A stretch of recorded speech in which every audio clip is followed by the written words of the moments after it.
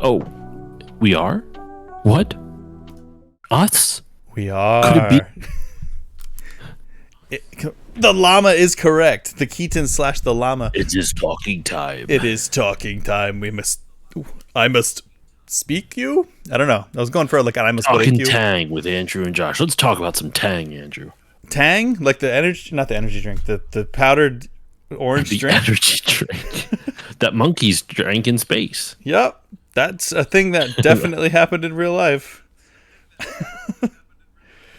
How? Yes, we are here for Talk Tuesday, though. Yes. This is what we do. If for some reason you're here for the first time, welcome. And this is what we do. We just talk at each other. We talk at each other. we both are. Andrew, I don't care about you. I just want to talk. We both have our mics muted. Neither of us knows what the other is saying, and we're just going to talk at the same time. That would be so annoying. Anyway, it's typing time for Llama. Should I call you Llama when you're Llama? Should I call you Keaton when you're Keaton? I don't know how to address you. It's like, I don't know if this is like is this a gender fluid thing? Are you animal fluid? Sometimes you're feeling Llama, sometimes you're feeling fluid. Keaton. Like, I want to be respectful. But they're always masked. That's true. They are always masked. Not femme. They are masked. So another thing, watching my buddy play Legend of Dragoon. Hey, guess what I've never played? Same.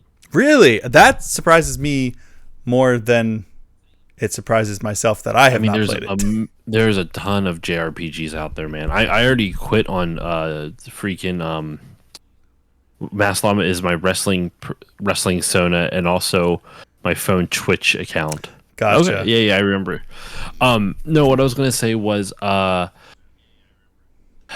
gave up on Final Fantasy X too. I'm kind of disappointed in myself because it's my patrons voted for it, but I don't enjoy it. I'm just not enjoying it. It's one of those things where I'm able to separate what I don't think it's a bad game. Freaking commercial break. Yeah. I don't know if it's the same for Keaton. We'll find out, I guess, in a moment. Excuse me. But there's about 50 seconds left of the ad. Anyway. So, Final Fantasy X-2, man, just didn't do it for me. I really did not enjoy it at all. I shouldn't say at all. I enjoyed it in bits, but there's what I can do is separate the things. Like, I can separate it out from my personal feelings and be like, okay, this is a game that just might not be for me, you know? I can see why other people like it. I am not enjoying this enough to stick around for it. Okay. That's huge. I really try to lean towards that when I don't like something, because I have grown up in the same, you and I have grown up in the same circles where it's like, if somebody doesn't like something, it's like, oh, that thing's trash. You like that game? You like that movie? It's garbage. Mm-hmm. And it's like, no, it's not for you. Like, it's not, you didn't resonate with it. You didn't like it, and that's okay. Somebody else can like it, you know? So that, I think that's a fair assessment. I'm not interested in playing Final Fantasy X-2 because it looks like it's not for me. Like, I don't think that I would necessarily resonate with it. It's cool. There's a lot of cool stuff about it. I think my biggest issue with it is just the pacing of the combat is really kind of all over the place. And then so the thing that made me rage quit was I didn't struggle that much with the first 4 out of the 5. I meant the final chapter. I'm chapter 5 out of 5. Like, I'm right at the end, right? I'm like, you literally have a section where it's like, all right, are you sure you want to start this? Because this is like the end of the game type of thing. Yeah. And I did all that, and I started that, and the enemies at that point, I could take them out relatively easy. But the problem I was running into was that, like, it was either like they would fucking wreck me entirely or I would wreck them. There was nothing in between. Like, I could handle them pretty easily, but then there'd be a couple moments where they would just incapacitate all of my characters, and then I couldn't do anything about it. I'm like, what? Like, it's too nosebleedy. Like, pick a lane. Either make it really difficult or make it, like, fine. Don't Yeah. make it like normal and all of a sudden here's the same fight with these same enemies, but now they're deciding to be dicks. And it just oh man. Yeah, And consistency. I just wasn't enjoying the combat enough to like really grind levels to like make it so that way I wouldn't have to worry about that. So I just kind of went, nah, I'm done. Fuck it. I don't really want to do this anymore. So I'm just gonna watch the finale of it later. Yeah, that's fair. I mean, I kind of was like that in yeah, Llama's like that's very frustrating.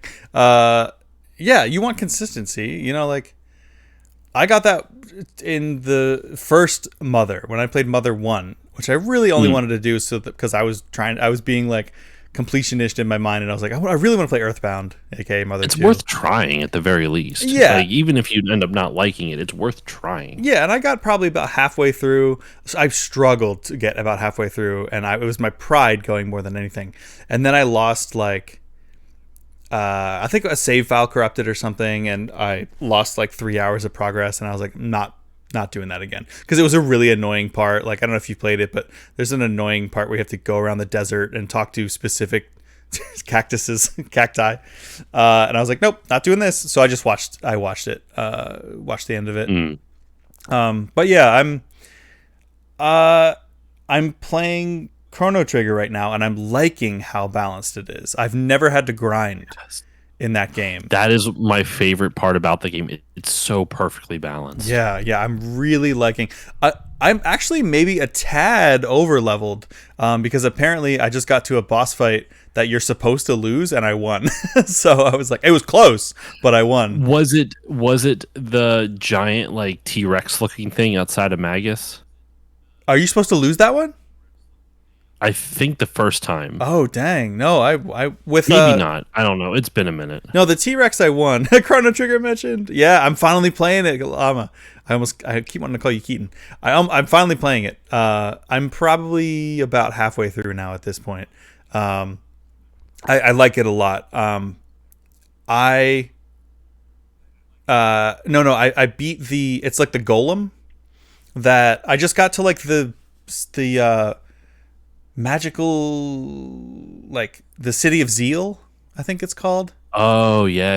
And there's like you fight like a golem, and every time you hit it with like fire, for example, it uses fire moves. Every time you hit it with physical, hey, it does like physical moves that can half your HP in one hit.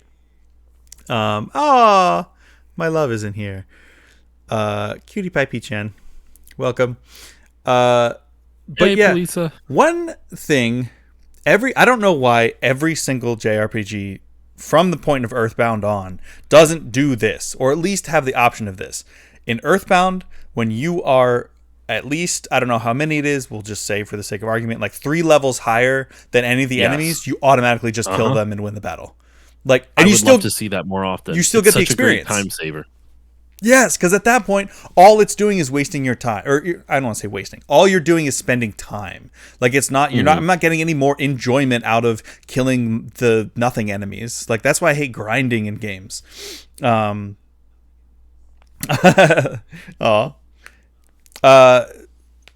is Keaton. Polisa, if you have. I almost learned, like, I'm so like hesitant about saying people's real names on here, but she comes on here and uses her real name just like I do. So yeah. And I also don't. You know Llama's real name? I don't even know Keaton/Llama's real name. No. It's also weird to me to use Polisa's I'd be real offended. name. I'm like, Keaton, you told him before me. What gives? Right? Parallax inadvertently told me his accidentally, and I was like, oh, okay. Parallax follows me on Instagram and sends me random videos periodically, so I know what his real name is. Nice. His real name is actually Parallax. It's wild. Yeah, that's a dope ass name. His parents were like really big into games really early on. Yeah. But anyway, yeah. JRPGs from now on. Hey, everyone, all the JRPG creators, Square Enix, I know you're watching. Do the thing from Earthbound where if you're over leveled, you just kill the enemies and you still get the experience. Like, it's just we're just spending my time. I don't need my time here. I want to continue the story. This great story that you've crafted. Mm-hmm. Come on, what's the deal? Anyway, my real name is as dull as my real personality is not. Your personality is not dull. My work Sona. Oh God. I know. Kalisa loves a good JRPG. So we can like I said off stream that I have some prompts for you, if you will. And beforehand we can talk about our weeks and things that we've experienced. I don't have like a ton. I have two like news based things, like gaming news, which we don't normally like cover. It's just, we just talk We're about hard hitting journalists asking the tough questions. asking the tough questions. Where were you on the night of I already fucked it up. God damn it. Where were you? Oh, here, I'm going to test your gaming knowledge, Josh. Where were you on the night of November 9th, 2004? November 9th, 2004. I'm assuming that's Halo 2's launch. It but I don't know. is. You Okay. got it. True No, gamer. I could have only guessed that because of your history with it. I feel like the November 9th thing became such a huge freaking deal. I was telling police of this I because think of September 9th, 1999. September 9th, 9. You, all people, should know Oh, the this one. Dreamcast. Mm-hmm. Yeah. Okay. Actually, you know what? And speaking of stuff we experienced this week, Keaton was on a stream with me. I was chatting on a stream Sunday night, I think, or whatever. And I was unpacking my game collection in my new room. Now, this isn't Dreamcast, but it's the thing that killed the Dreamcast, not the PS2. Oh? Sega Saturn games, baby. Oh, God. No. We have a Nights into Dreams sampler, Okay. Daytona. Daytona. There's a total of 4 games, so this is the second of the 4. Virtua Cop, Damn. Okay. All the like. Virtual A Cab, Yeah, seriously. and then Virtua Fighter 2. Oh, hell yeah. What a good smattering of first party Sega Saturn games. Like some of the only Right? good Sega Saturn games, I hate to say. No, I'm just kidding. The only ones that I might have missed for the Sega Saturn, I think, but not here with me. It's still probably over at my parents' house. Gotcha. Well, Also, you want one last thing? Sorry, just Sure. to bring the nostalgia in. like A we weren't PlayStation already. demo disc. Wow. So what demos Look at were on that. this one? So we have here. Hold on. Let's come on. First off, let's The admire black the disc. CDs are just so sick. Look at that. Look at the Look at the back there. Yeah. Ring light perfectly in focus right Wow. there. So let me slide this back. Let me slide this disc back in. Slide it. Slide this dick Slide it right in there. right in. This disc. So we gotta have take on this here disc. for the videos that were on here: Cool Borders 2001, Nice. NCAA Game Breaker 2001, No. NFL Game Day 2001, No. and shout out to you, Keaton, Legend of Dragoon. Nice. A video of it. The playable demos: MLB 2001. It's baseball. Who gives a fuck? Yeah. Tony Hawk Wannabe Grind Session. Wow. That's a name. Crash Bash. Okay. Mario Party Wannabe. Spyro Year of the Dragon, third Spyro game. Then Medieval 2. Wow. Spider-Man. I've never even heard of this. Gerant and LeBlanc stock car racing. Oh god, that's when everything was trying to do like the Tony Hawk's Pro Skater. Then they had Yeah. like Matt Hoffman's Pro BMX. Matt Hoffman's Kelly Pro Slater's Pro Surfer. BMX. Yeah. Kelly Slater's Pro Surfer. Dave Mira, aka BMX Triple X. Later on, yeah. Sydney 2000, which is an Olympic game. No, Matt Hoffman's Pro BMX is on here, a demo of it. Hell yeah, brother! I'm dead serious. And then Disney's The Emperor's New Groove. You threw off my groove. So yeah, look at that little Yeah, pamphlet that you can open up, I still have a see everything. crap ton of my original. I have all my original Xbox demo discs from back in the day. There is. Hold on. Reminds me of when we went to MagFest and there's a guy reviewing portfolios while playing Tony Hawk. That's true. We did go to a panel that was that. It was so funny. Yo! Oh my god, Mech Assault. Demo disc. I loved that first Mech Assault game. Look at that. Nice. Free Xbox Live arcade disc included. Reserve your copy with bonus content today for Mech Assault 2 Lone Wolf. And it includes Miss Pac-Man. It's an Xbox Live arcade disc. The classic Xbox game, Miss Pac-Man. Yeah. Weird, right? So yeah. Anyway, I love stuff like that. I have other Sega stuff to share later, but let's go with the first prompt you were going to talk about. Okay, well, actually, let me close the loop on what I was talking about before, and then talk about the couple of course. For me, it was Tuesday. And then I'll talk about things I've experienced this week, which aren't many, but then we can talk about the prompts, because that's probably going to be the bulk of what we talk about. So yeah, we're talking about, and this is something that I experienced this week, getting back into showing Polisa the Halo games. She, like, this time was like, I want to play Halo. And I was like, I want to propose to you. And I was like, oh my God. She's like, I've been thinking about it. She's in chat, Andrew. You can't just say that in chat. You got to follow up. You can't just tease that and be like, nah, fam, not doing it. Speaking of rings, we are almost through the second Halo game. And yes, it did come out, and that's why even I screen recorded it. Don't worry. She's got it. She's got it locked. A month later, she's like, Andrew, yeah, right. You said this on stream. Where's my goddamn Halo ring? Oh my God, I can hear her laughing through my headphones. I can hear her laughing in the other room. Yo, actually, speaking of Halo ring, I want to... All of my viewers who are make custom jewelry, I thought about how cool it would be to get a ring that was like the Halo ring. And I've seen people do it on Etsy. Yeah.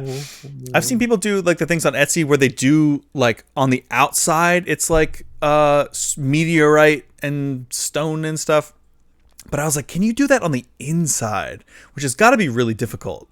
And you have to cover it in a resin that's non-toxic, because apparently that shit will give you cancer. I know this because I work in a cancer center now. But how cool would that be to just have like, because on the outside it would just look like kind of a gray, slightly high-tech wedding ring, but then you take it off and it would have like the mountains and rivers and stuff like the inside of the Halo ring. It'd be rad. I like it. Yeah. I like it. Anyway, so yes, even Llama knew. He was like, yeah, is that the date of the tattoo? November 9th was such a big thing that people were getting it tattooed because it was... because Halo was so fun, I never realized I could enjoy a first-person shooter. I always assumed it would be just like a war game, just killing folks mindlessly, but I love the story and plot of Halo. So spiritual and metaphysical, I didn't expect it. Plus, I loved being a sniper. She is so good with the sniper in that. Human and Covenant, doesn't matter. She'll pop your block off. If you are looking for more kind of like interesting experiences, Polisa, I would highly recommend... I'd recommend watching a playthrough of it, because I know you're not a fan of scary stuff, but BioShock is one of the best stories I've ever experienced. Yeah. It's a first-person shooter. I know you don't like being like horror stuff, and it's got horror elements. It is kind of scary and creepy at times. Yeah. So I wouldn't necessarily recommend that. Man, a lot of the best first-person shooters that are not like that have like phenomenal stories are usually have like a little horror bend. A little, yeah. It. Like even Halo with like the flood and whatnot. Yeah, that's about the level where like she gets scared of the flood, but it's not like I don't want to play this. Yeah. It just kind of like fuels her up. I think I've heard of it, and yes, I'm a coward. Oh, so I think she could enjoy Infinite probably. Especially Infinite's not scary, yeah, but the political aspects of it. You don't really need to know the original BioShock makes the ending of Infinite make sense, but you don't need to know the original BioShock to understand everything else. Yeah. But yeah, so we're getting all the way. We have like 3 more levels to go on Halo 2, and I'm just excited to get to 3 because that's what I think is the best one. I think 1 is my favorite, but a lot of that is nostalgia. I have a Halo hot take, which is like 2 is one of my least favorites to play. I think it has one of the strongest stories. I think it feels really stiff compared to 1 and 3. Really? I almost feel like Halo 2 is too loose. Really? Like the auto aim they give you is really strong. Like, It is you really barely strong. have to work for it. Yeah, I guess that's why they cranked out the legendary difficulty so high on that one. That's the only game I've never beaten on legendary because it's like 10 times harder than any of the other games on legendary. It's insane. Anyway, so I feel like I was talking about something else, but it's okay. We can move on. Things I've experienced this week. I told you last week about the random friend that I made, that guy James, who's that rollerblader. Yes. We've been skating, and last time we met up, hang on, Pete Moore revealed the release date on Halo 2 at E3 by revealing he had it tattooed on his arm, so it couldn't be pushed back anymore. Yeah, Wow. it was no joke. Side note: I rollerbladed today. Continuing your story, Oh, but I hell was yeah. rollerblading today, so it's kind of apropos. Nice. So James and I met up in the same. There's this big ass parking lot that we skate in because there's usually nobody there. But when we got there was like 3 or 4 cars like all in a line, and it was like, okay, some kind of drug deal or something. Who knows? Undercover pigs. I mean cops. Wait, I said it right the first time. And we were like, okay, what's going on here? And then a bunch of dudes got out with those like one wheel things, those like motorized unicycles, like the Gizmo Duck things. Have you seen those? Mm-mm. Oh, it's like a thing now. I don't know if it's just around here, but there's a bunch of people have them. It's literally like a motorcycle, but just the front wheel, and you ride it like a unicycle. It's insane. Okay. They look super cool and super freaking dangerous. So usually when I see people tearing up the streets, they've got the full like body armor, like motorcycle getup. So they were just kind of like taking these things around, and they actually like came over and were like talking to us, and we're like, hey, like asking if we wanted to try the things. I was like, nah, I'm good. Like, I feel like I'm gonna like bust my head open just rollerblading. But they were like, okay, well, if you want to like come hang out with us, we're also like just gonna be setting up a course here. And I was like, what do you mean setting up a course? So they came out with like, I don't even know, probably hundreds of these little flat cones, and they made like a racetrack around this huge parking lot. And they're like, yeah, guys, go for it. Like, we'll watch out for you, because obviously we're going way slower than them because we have to use our bodies, and they're just like like these things are, I guess, battery powered.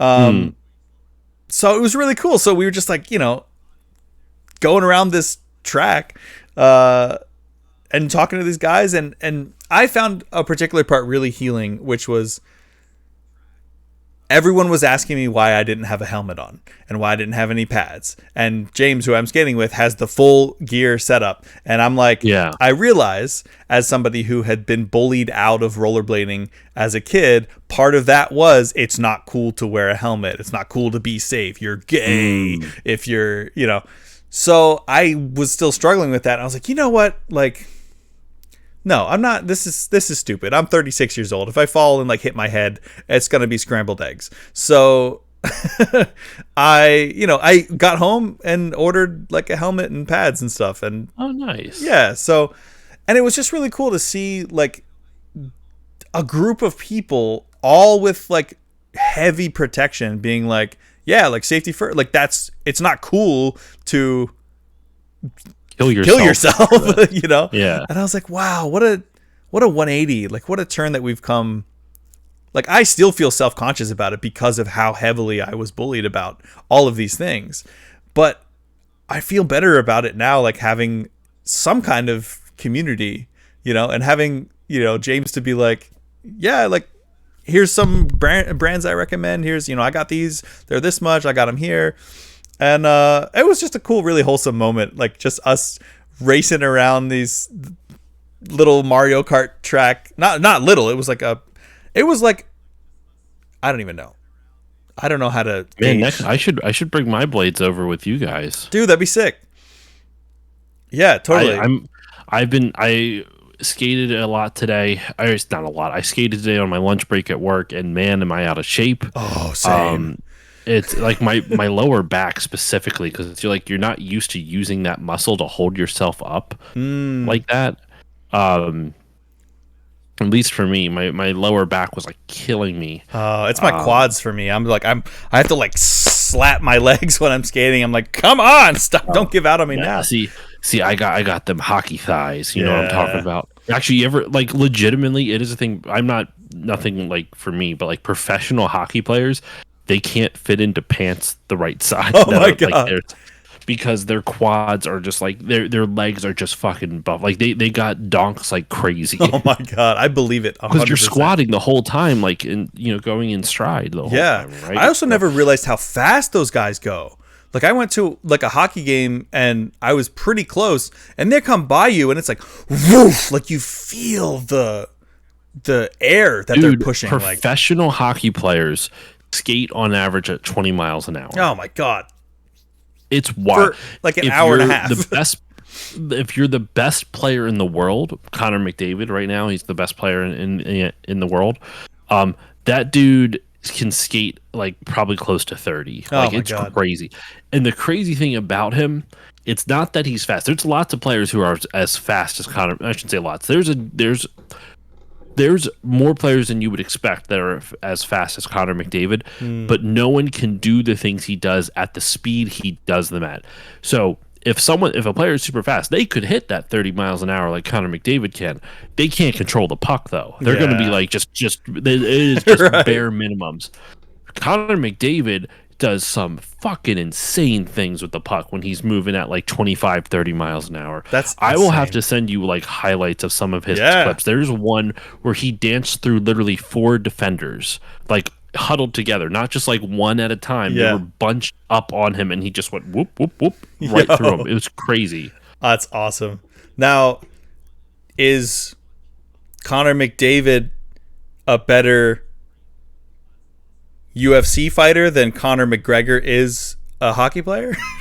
Probably. Is Conor McDavid a better UFC fighter than Conor McGregor would be a hockey fighter? Yeah. I think actually probably yeah, because hockey players have gotten into fights. Yeah, that's kind of a big part of it. Fights. And hockey and Conor McGregor has probably never worn ice skates. Yeah.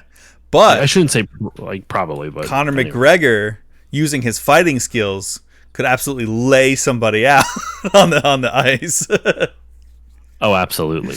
Absolutely. No, but yeah, that's yeah, we should definitely we should skate. I know we live like an hour and a half away, a little bit more now that you moved, but yeah. We'll make it happen. The three of us can get together. Me, you, and I'll tell James because he's like, I have nobody to skate with. And I was like, cool. Let's do that. I found the goal that I'm going to share with you. Obviously, we can't watch it now, but I want to send it to you before I forget. So I'm going to do that. Anyway, continue. Yeah. Oh, my God. I feel like my face is like, I just want to peel my face off because my allergies have been so annoying lately. Yeah, 2 little things of news that we can talk about for as long as we want that are just...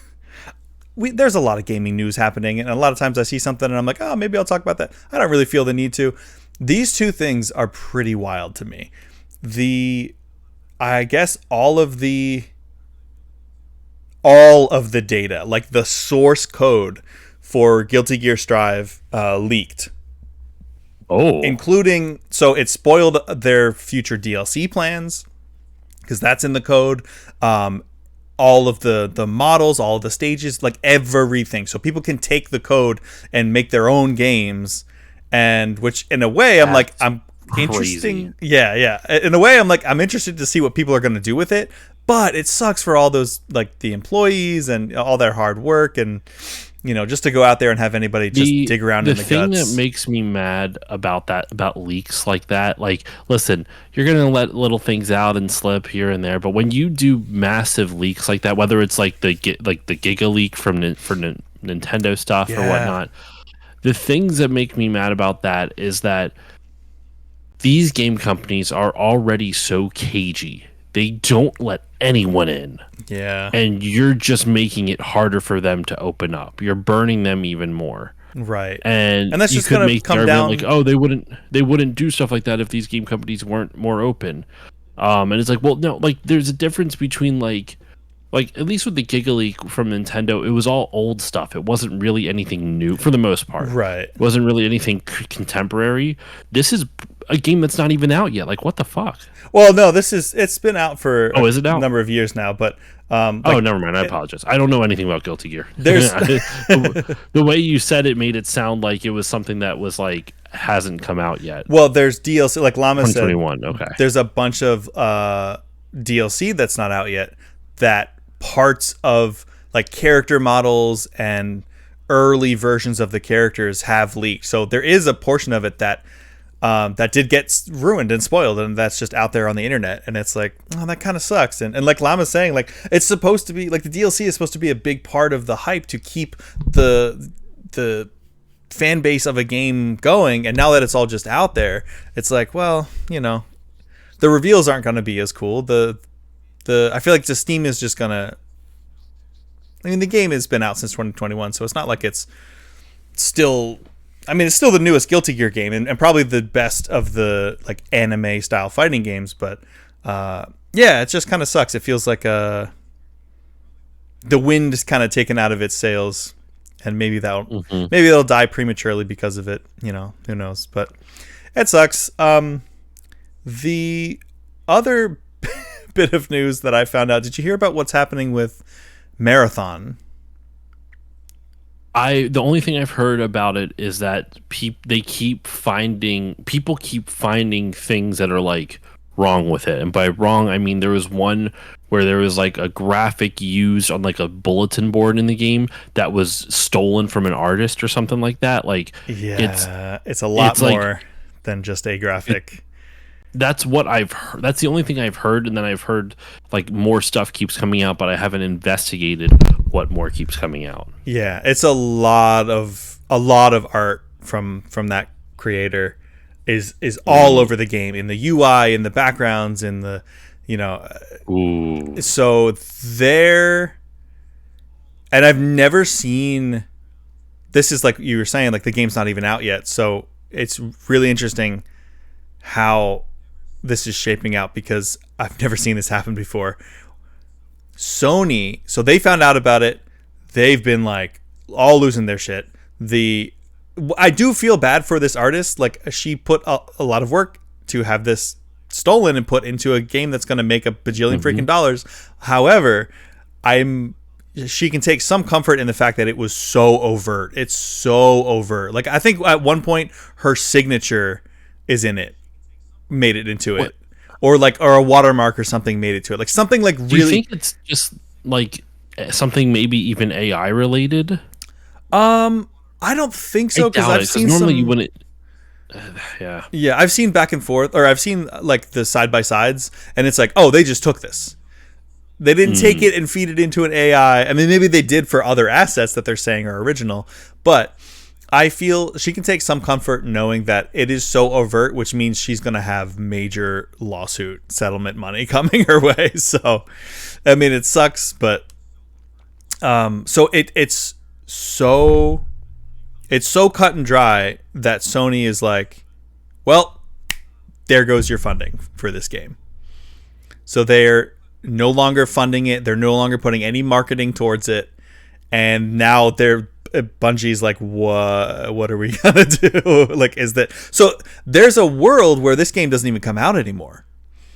That's insane because like Marathon was like Bungie's. That was its first person shooter before Halo, right? Yeah.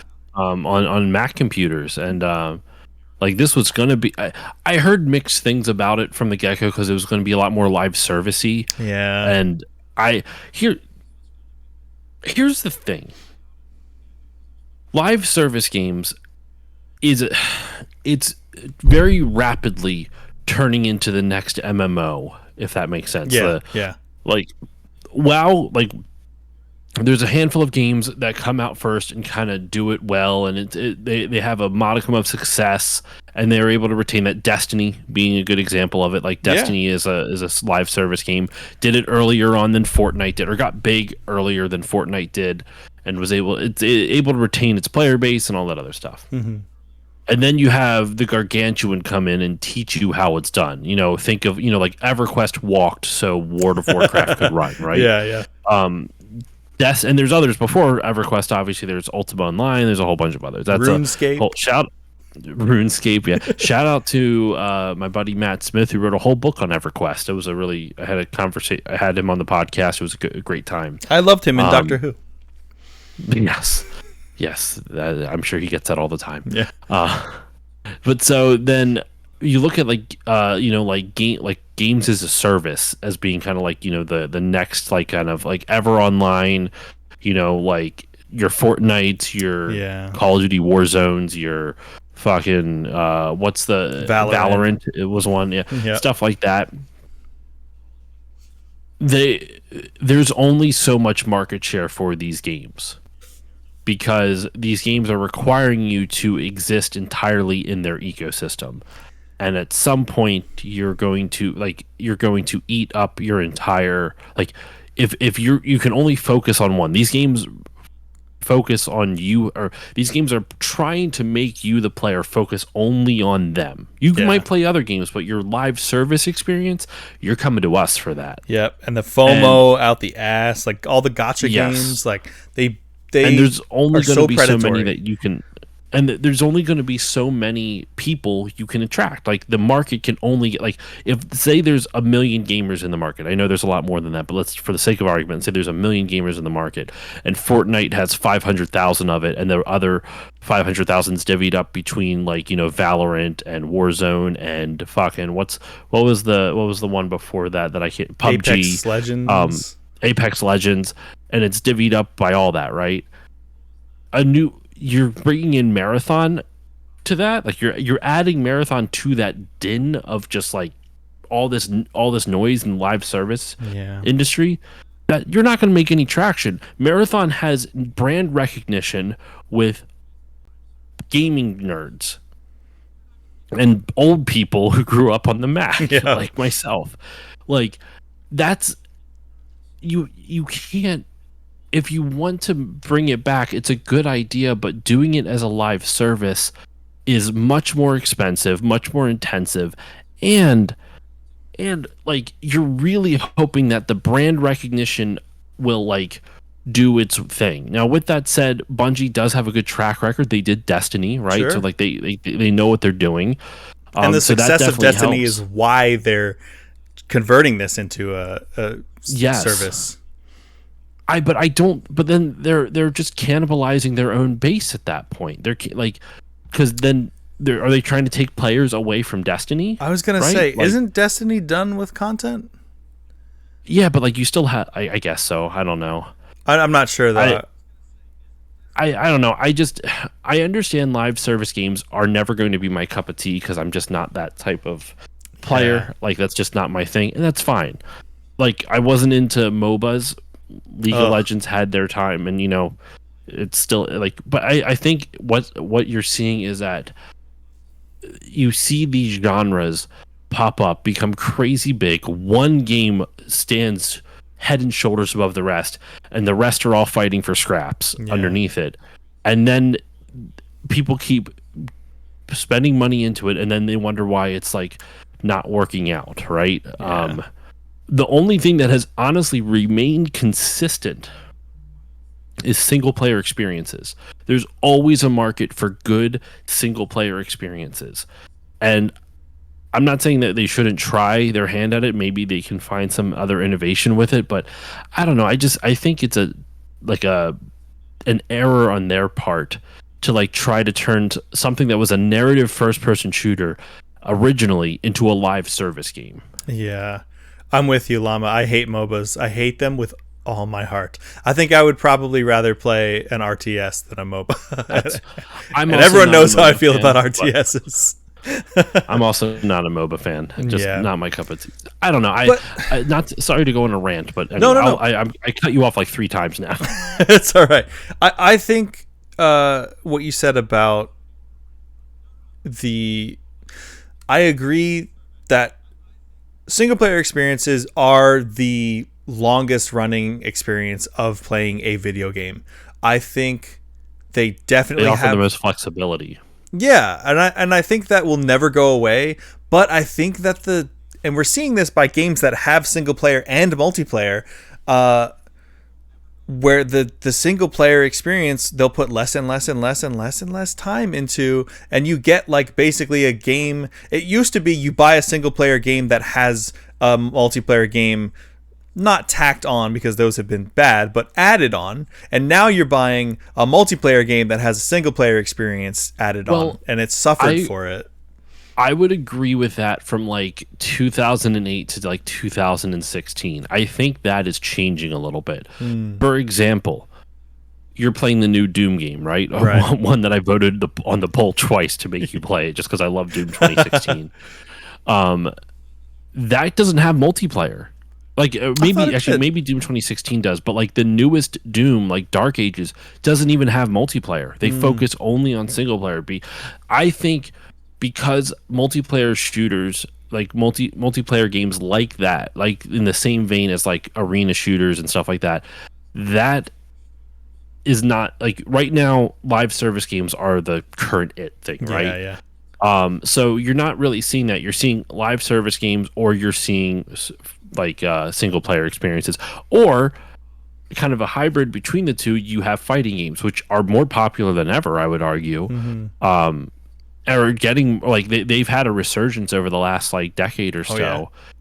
And now they're like huge. And I'm honestly like genuinely, like I know I rag against fighting games. It's only, as I said 1,000 times, it's just because I'm bad at them. Like I have not like there's nothing wrong with them. I'm just bad at them. I wish I was better at them. And it's funny, like you talking about Guilty Gear, I was like, man, maybe I should practice some fighting games.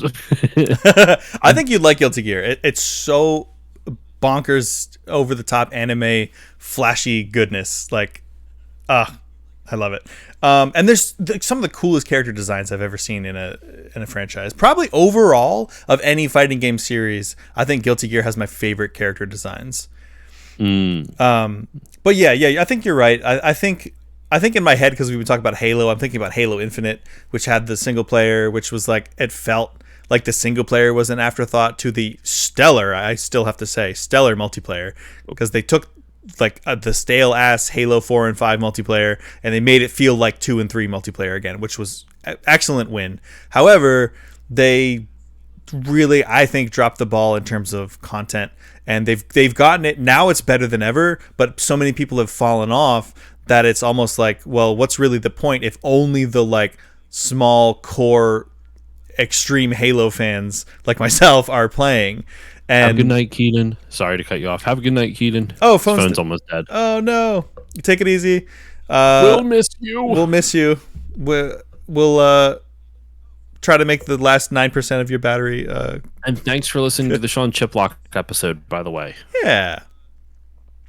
I've been getting a lot of kind words about it. The Sean Chiplock episode, very quickly before we dive back into Halo, was remember we talked about like furry conventions last week? Yeah. Was it last week?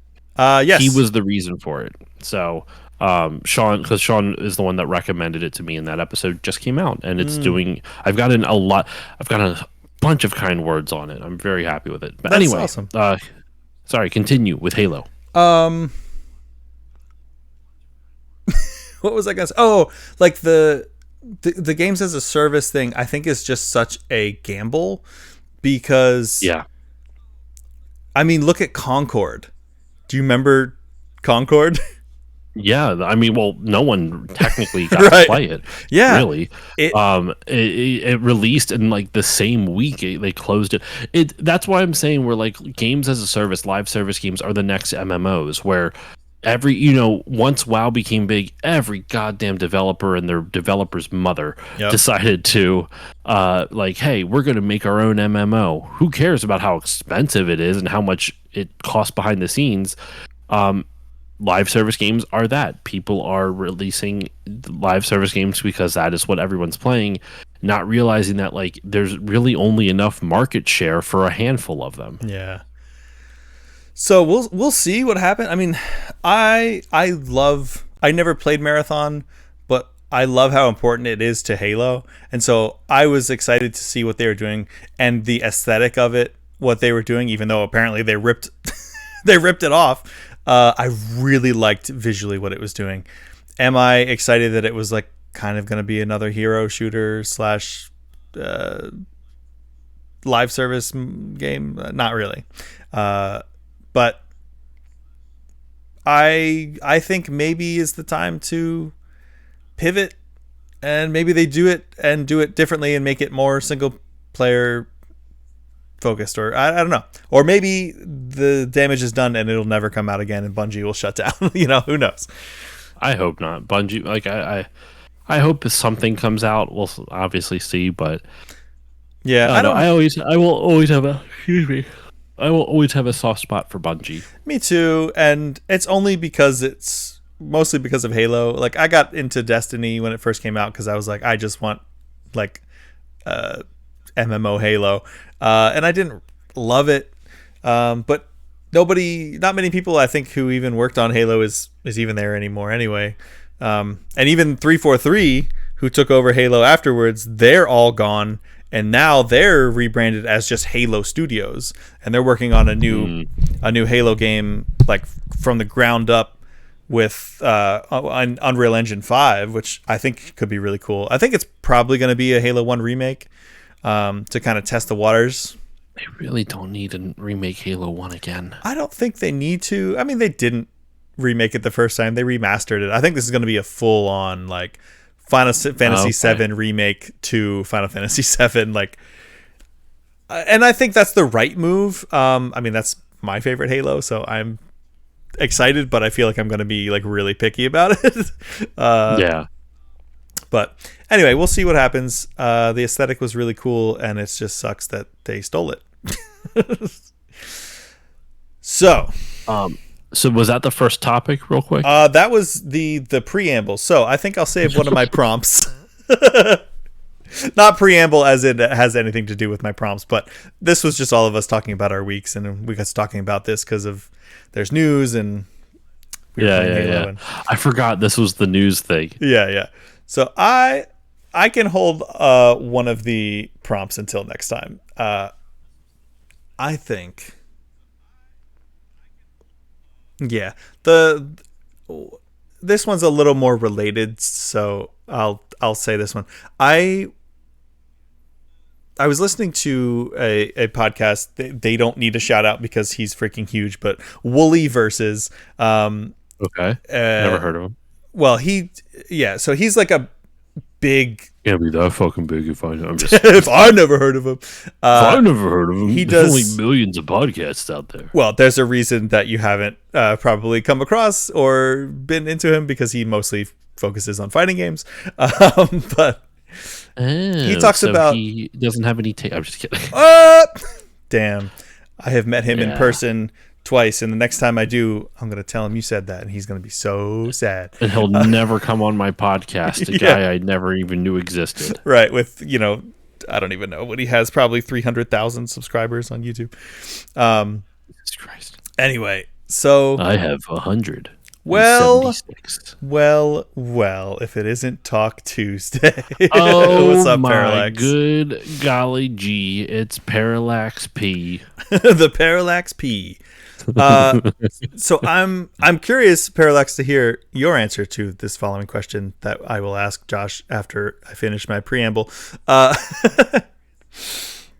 So I was listening to Wooly, and he does a show. The Super Best Friends, right? I think you've talked about them before. Super Best Friends Play? Yeah. Or whatever it is. I've heard of them, never watched a single thing of theirs. Oh, okay. So they have don't since... know much else about it. Gotcha. So they have since split up, and Matt McMuscles, who was one of them, he's doing his own... I know who Matt McMuscles is. Okay. Yeah. So he was one of them. He's doing his own thing. And then the other two guys, Wooly and Pat, are now on a show called Castle Super Beast. And they all do their own solo stuff too. But so... Ah, Parallax doesn't know them either. I love their content. They talk about everything, which is great. Obviously, fighting games. They talked about the marathon thing. But they were talking about. I guess there's like a documentary, a series about Vince McMahon and how much of like a shit person he is. And it's like I know literally nothing about wrestling, and I knew I know that much. And Yes. they talked about a lot of storylines that had happened because I guess they both were into wrestling.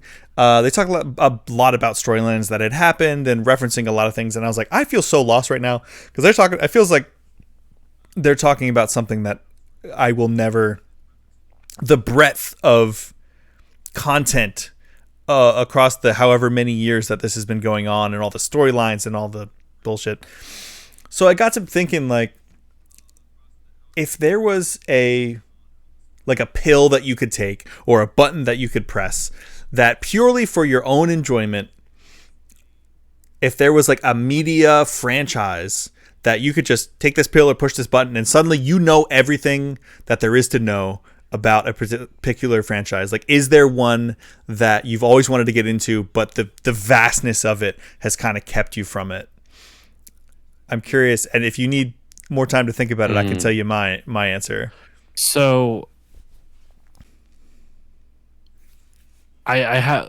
Let me hear yours first, because I have an answer, but I'm trying to formulate a more like articulate response. So let me hear yours first. Okay. Well, I'll tell you Police's answer, if I'm sure she's okay with me sharing that, because when she really surprised me with hers, because she said World of Warcraft, and that kind of ties into. I know we were just talking about that, and I was like, oh wow.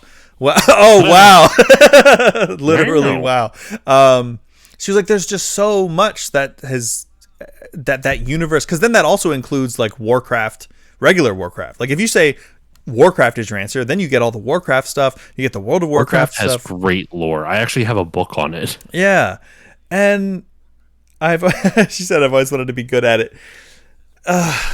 Can you be good at World of Warcraft? I'm just kidding. Yeah, you can. You can. It's a great game. Go fuck yourself, I'm Andrew. salty about it. Whoa, all right. Yes, there are lore books. Cutie Pie Chat. I'm losing my damn mind. You can just say yes. You can just say Polisa. I don't know. I already said it once, and then you said you don't say names. Now I'm panicking. No. I was saying I don't normally, but she's the exception because when she comes on here, she has her real name. Okay. As a dad, the answer is yes, because I don't have time. Yeah. That's another thing. I don't have time to fully partake in the lore of a show. The fun of getting into something is the experience of being part of the media. Oh, okay. Overall answer is Parallax's no. answer is similar to mine. I will explain mine in a little bit. Oh, okay. I like where this is going. But yeah, so Polisa said World of Warcraft. I was like, there's a ton. Lots of lore. And from my standpoint, who like I tried to play World of Warcraft. I've got I don't know, level 10 or something. I played the demo. It's still boring at level 10, but I understand why it's not for everyone still. Yeah. I hate MMOs. It's really hard for me it feels boring no matter what's happening. So I was like, that's cool because it seems like it's a cool world. All the lore seems really cool. Then you could have all that experience without having to like sink thousands of hours into an MMO. My answer, similarly, Josh will likely go over all my points to be made. We'll find out. It sounds like you're kind of on a similar wavelength. For me, I chose Warhammer. Oh, God. Yeah. Another very dense lore universe. Like, there are books on books on books on books. Like, I've seen flowcharts that that are denser for one specific, like, set of books, like one set of stories that are more dense than some entire universes of other fiction. Like, all the games, all the tabletop stuff. There's so much that I know I'm never going to. But I love sci-fi, so I was like, I'm never going to touch it because there's so much to it. I'm never going to. The only problem is this won't magically make me have a bunch of money to get into the the actual physical game. But it always seemed like the densest lore relative to how much I think I would enjoy it by consuming all of the knowledge at once without wasting my life, the rest of my entire life reading up on all of it and retaining it. That's another thing. I could totally see that. I would, yeah, I could. Warhammer would be right up your Warhammer would be right up your alley. I think so too. Plus, then there's a chance that I could go on a date with Henry Cavill because he's super into it. I'm just kidding. I do have a little bit of a man crush on him, but I really just want to be his friend. Like, I want us to hang out. You want to build PCs with him shirtless? Yeah, totally. Like, that's he's so into Warhammer and The Witcher. Mm-hmm. And it's like, he's so cool and seems so wholesome. And I saw this interview with him where he's like talking with the panel of people and they're like, oh, so like, what do you nerd out about? And he's like, oh, well, obviously, you know, it's Warhammer 40,000. And then one of the other guys is like, oh, what are you playing right now? And he's like, oh, Custodes. And I was like, oh, I think I'm going Necrons next. And Henry Cavill's like, oh, Necrons. Yeah, cool. Should we? Yeah. And then that's all they said. And it was like such a bro moment. Like, they just instantly became best friends and you know that they like met up to play afterwards. Like, oh, absolutely. Henry Cavill's everything, especially in his silver lace front wig. I know Police and I may have the same male anyway, celebrity crush. Hall pass. Yeah. Celebrity crush. I don't know. I don't think we'll do hall passes. I could never do a hall pass. I'd feel too guilty. Yeah, same. Even for Bryce Dallas Howard, my number one. I love her so much. I don't even know who mine would be. All right, I do have an answer. Okay. So, if gun to the earth, if I was forced to make a choice, wait, gun to the earth? Yeah, gun to the earth, blow up the whole planet. Gun to the earth. But I want the earth to blow up. No. I would probably have to go with either actually Warcraft, because the thing I was thinking about is like, what game series with heavy lore do I actually care about? Yeah. And the answer is not many. You know, like, I don't care about Dark Souls as much as I know the lore is supposedly phenomenal in that. The only other one I was thinking of would be it's Dungeons and Dragons, it's the fucking Baldur's Gate? There's like a whole bunch of, not Baldur's Gate, I think Baldur's Gate is the setting for it. Hold on. It's hold on. Dungeons and Dragons settings. Like the Drizzt books? Forgotten Realms. Yeah. Just stuff like that. Like, I would love to pick like something that like, or maybe even Dragonlance, just something that like it's a campaign setting that would be like super interesting. But my real answer is I wouldn't ever want to, because part of the fun, and Parallax touched on it with like, you know, the fun of getting into something is the experience of being a part of it, being a part of the media. What I would do to like kind of elaborate further on that, it's a lot more fun knowing you don't know everything. It's a lot more fun always feeling like there's something else out there for you to discover or explore or get introduced to. And if you knew everything about a specific like fandom or lore or this and that, it would completely ruin the joy of learning more stuff about it. Because the joy isn't necessarily knowing everything. The joy is learning. Yeah, I like that. That's a very, very astute answer. I think for me, part of why I picked Warhammer is because I know I will never actually get into it, because and I think I would maybe enjoy getting into it and experiencing it like that. I think I would more enjoy just knowing how everything is connected. Yeah. For that. Like, I would never say, like, I don't think I would pick that for something that I'm actually interested in. Like, if I could hit a button and just have all the knowledge of watching the rest of One Piece in my head, I don't think I would. As much of a daunting task as that is. Or like Critical Role. That's a Critical Role is like probably my number one example of where I'm on board with what you're saying, because I love listening to it in real time and seeing the reactions and crying with the actors. Like if I had all the knowledge in my head, you might as well just read like a spoiler review of every single episode. And I don't necessarily want that. Or unless we take it a step further, and this magic pill that you take gives you memories of experiencing it.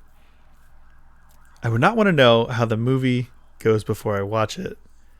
Even if I knew all about every detail of the movie before I watch it, then the movie's ruined. Yeah. That's kind of what I was saying. Unless you could, and this is probably kind of a cop out, but yeah, like I said, unless it's like you take this pill and then you have the experience of watching it, memories of it in your head instead of just knowledge dump, which, that's kind of the easy way out. So no, I'm with that. That's kind of like my viewpoint on is like the fun of being a part of fandom is not knowing everything. Yeah. Like I can say like with this, like with like for example with like game history, right? Like I know there's a lot. I'm not saying I obviously don't know everything by any stretch of the imagination, but at some point, unless I'm able to devote more time to it or kind of know how to the proper way to research it, there's a certain point where it's just like, well, I'm not seeing a lot of new stuff unless I'm actively seeking it out, right? Yeah. It's like you have to. It's not like I can just be a passenger and just watch something play out in front of me. I would have to actively seek it. But that's the joy of it. It's fun when I do deep dives on individual games and getting to search, like look up the development history of them and this and that. That's fun for me. And the same thing even with collecting, right? Like I've got most of the stuff I could want in my game collection. The only thing is like there is obviously some things I would love to have, like Little Samson for the NES, but that's like an $8,000 game. Like I'm not going to be. Yeah, I don't know what it is. Actually, that might be boxed. Actually, what would it cost now? Out of curiosity, I'll look that up real quick. Like how much is Little Samson now? But the fun of game collecting isn't having the collection; it's the hunt. Yeah. Right. Little Samson is. Oh. Holy fuck. Little Samson loose, just the cartridge. Okay, it's not $8,000. The new, if you got it brand new sealed, it's 18 grand. Ooh. But I can tell you now, even like a complete in box copy is like less than a quarter of that, right? So it's this isn't anything like crazy. If you had to guess what the loose price, just the cartridge for Little Samson is. What would you take a stab at? If the factory sealed is 18 grand? I said that just to throw out the ignore the 8 grand price and that I said before and kind of ignore the 18 grand because like most times a sealed version of a game is double whatever the complete in box version is. That's nowhere near the case right now. Dang. So this is much less. Like the complete in box version is significantly less than new. So that's why I'm saying like don't even worry about like looking at the new price because it's useless. Yeah, I was gonna say I don't know, 3 grand. You're pretty damn close, actually. $2,631. Dang. Yeah. And then for complete, it's $4,725. Ooh. Yeah. Yeah. There's a new game store, not a new game store, but a local chain of game stores near me just opened up like a new store. I know what you're talking about. Yeah. Yeah. And they have like a little museum type section where you can look at, they have like a track and field, what is it? Track and field events for the NES? Yeah. Stadium events. That's like stupid expensive. They have like a bunch of rare sealed games. And so I was looking through them and it's super cool just to see. I would never, even if I was trying to collect every game on a system or I don't think I could do it because it's just so damn expensive. Plus then it's just so much money. Yeah. It's like, I don't know. I'm not really like a collecty guy because then I'm like, okay, so you have all these things and then what? You play them maybe That's once? what I'm going to have to figure out, like, as I get older, like, what do I want to do Yeah. with it all, But that's a future me problem that I have to worry about. Yeah, future you is going to be like, God damn it. Well, But before we continue, though, I said before that I had some games to show. yes. So it's all Sega. It's going to be all Sega. Oh, today, you baby. know how to pluck my heartstrings. So we're going to start off with something that I believe is a favorite of yours. Vector Man. Oh, hell yeah. I'm looking at my copy right now. I love those games. Beautiful copy. How do they? There's the cartridge. They're so smooth. Have you played them? Yes, only a little bit of it, but I liked what I played. They're so smooth and so rad. Now, switching it over to the handheld world. They also, Vector Man yells at you if you cheat, if you beat the game while cheating. That's kind of awesome. Yeah. I didn't know that. Game Gear version of Castle of Illusion starring Mickey Mouse. Oh, wow. Right? I have a whole bunch of Game Gear games. A lot of them are like NFL 95. Yeah. Who gives a shit about that? Castle of Illusion was great. There was a semi-recent remake of World Castle Series of Illusion. baseball for the Game Gear. Sorry. Didn't they somewhat recently do a remaster of Castle of Illusion? I don't know. I think so. No. Going up next, I just picked literally a random assortment of 5 games. I have like 40 over here. I'm not going to go through all 40 of them. Just because I bought this literally just because of the name. This was at the height of the mascot wars. Mario versus Sonic. Everyone needed their own mascot. Spot goes to Hollywood. Yeah. Tengen wanted to create their own mascot. And his big villain, this mascot's villain was Dr. Machino. Okay. And we have Awesome Possum for the Sega Genesis. Awesome Possum, yeah. That was like Acrobat or what was it? The Acrobat, Astro the Acrobat or something? Astro the Acrobat. Yeah. Yeah. The full title of this is Awesome Possum Kicks Dr. Machino's Butt. And this was going to be Tengen's like mascot to compete with other Mario and Sonic and everything. And it was supposed to be like an environmental thing, like an environmentalist message. Oh, okay. Weird, right? I have 2 more to show. Okay. Sonic the Hedgehog for the Game Gear. Nice. The second one. I also have the first one. Inferior in every way to the Sega Genesis versions. No, a lot of people like some of these more. Really? They're different games. Yeah. I guess they're not different enough. I think I like Triple Trouble the most because it's the most different. I have... What do I have? I have there's one for the Game Gear, like Chaos in the name or something like that. Well, there's Chaotix on the 32X. No, hold on. Sonic Game Gear. You have let me see here. Sonic Chaos Oh yeah, there was just Sonic Chaos for the Game Gear. Yeah, I got that Nice. with the box too. Ooh. Not near me, so I can't like bring it up. Yeah. The last one, a classic, Andrew. Mm-hmm. A classic that we all love to see. We have here Balls? Balls 3D? No, I actually don't have balls, or balls were 3D. I don't have balls, Andrew. No Oh, balls no. on this man. Sorry to hear that. Castlevania Bloodlines. Nice. Look at that. It's a little bit Yeah. blurry because I the closer it gets, my camera doesn't focus at Right. all. It's just going to be blurry, but Oh, that's all right. yeah, Castlevania. I like that one. Castlevania Bloodlines. I have played like 2 seconds of a lot of Castlevania games, but not enough to differentiate any of them. Just for you, baby. Oh, yeah. Oh, open that slot for me. Yeah. Oh, yeah. I'm going to jam my Sonic 3 in there. I love Sonic and Knuckles. I wish I was wearing that shirt. I have a shirt that's like the old school logo. Castlevania is one of your favorite series, Parallax. Nice. I really need to go back and actually play them. Oh yeah, insert it. Penetrate. There we go. In my opinion, best of the classic Sonic games. I'm reluctantly finally admitting that Sonic 3 and Knuckles is the best classic Sonic, even though for a long time I said it was 2.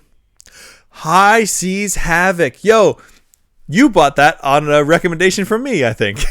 Exactly. It's real right here, baby. Yes, that game is great.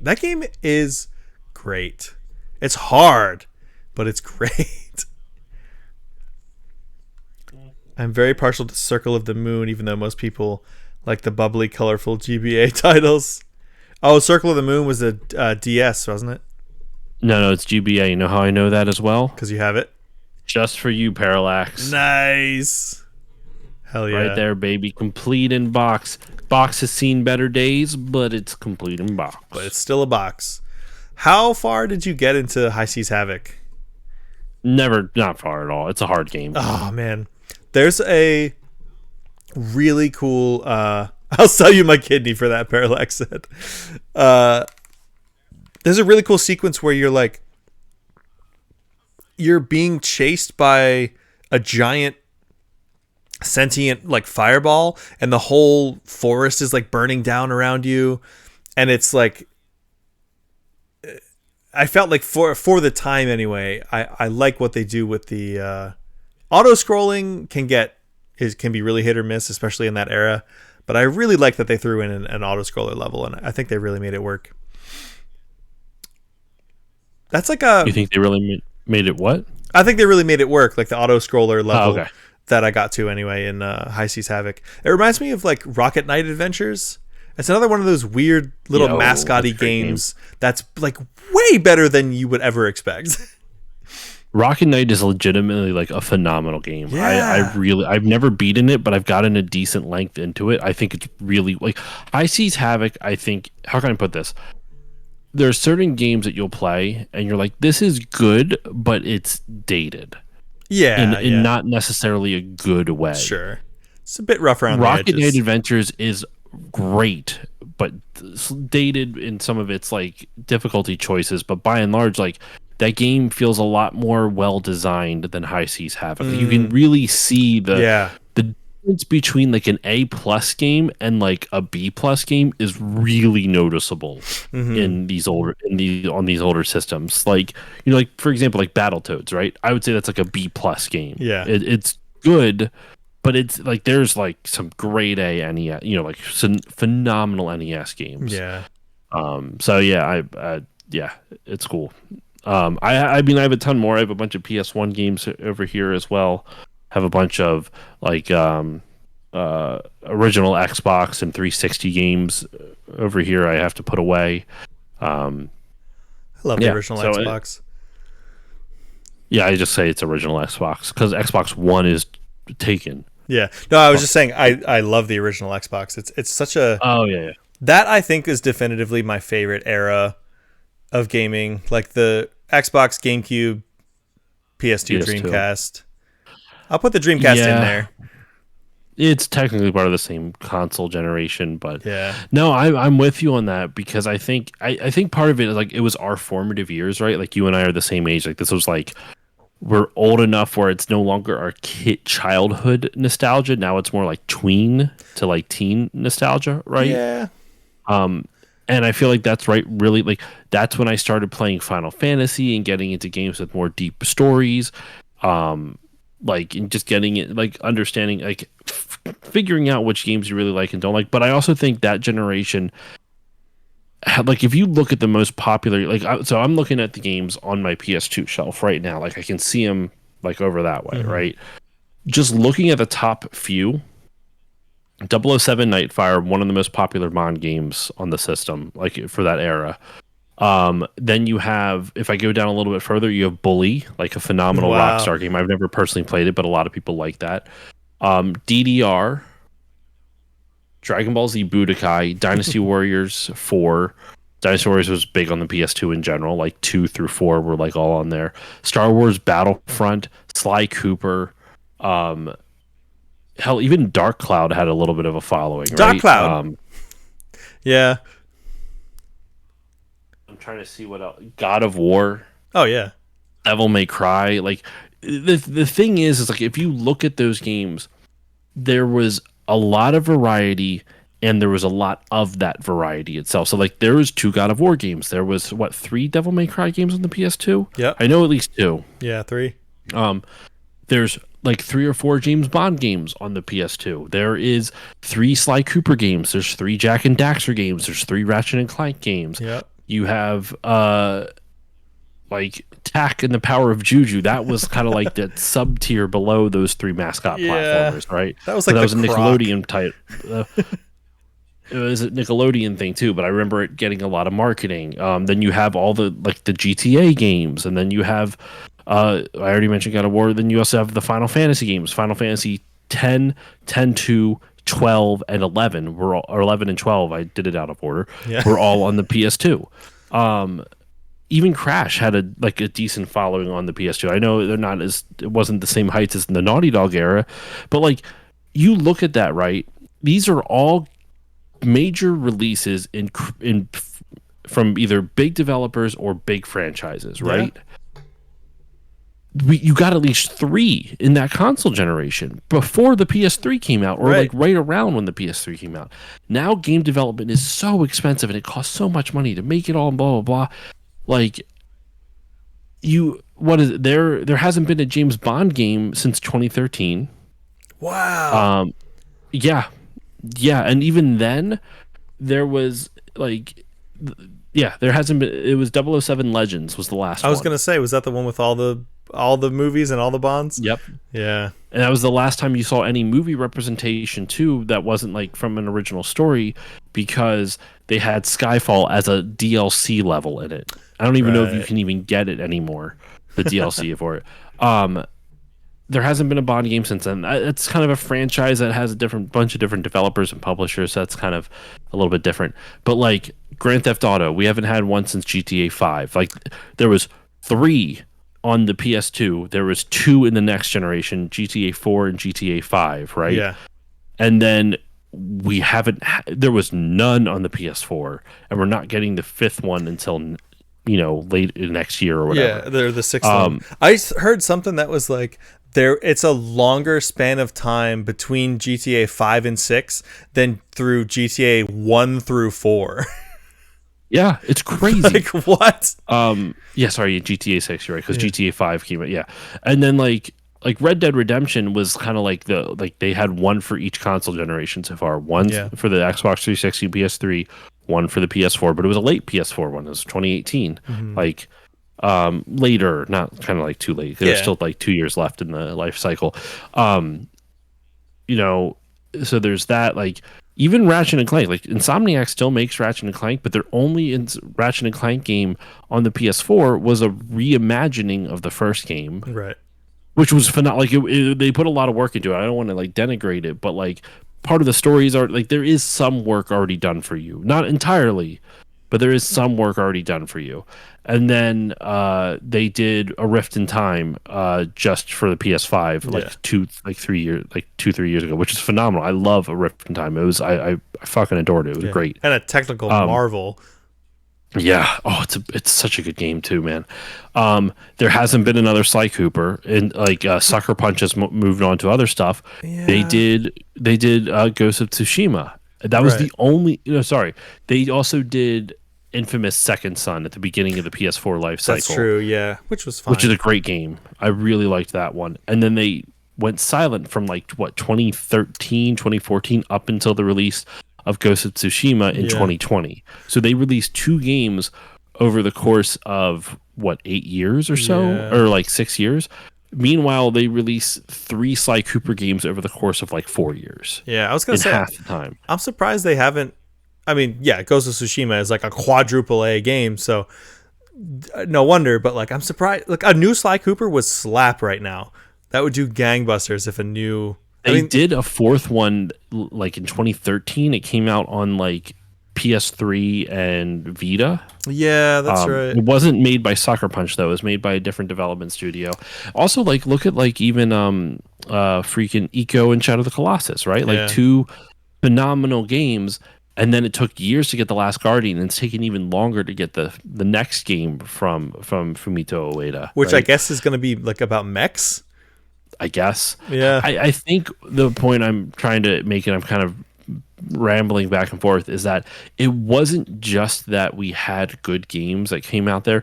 It was a bunch of new IP that came out frequently, like sequels to it on Yeah. the same system came out frequently. Like you could almost guaranteed every 2 to 3 years, every year you're going to get a sequel to another to a game in a franchise. Whether it like not necessarily like the same franchise, but you would have Jak and Daxter, then Ratchet and Clank, then Sly Cooper, then God of War, and then blah, blah, blah, blah, blah, blah, blah, like just Yeah. going back and forth.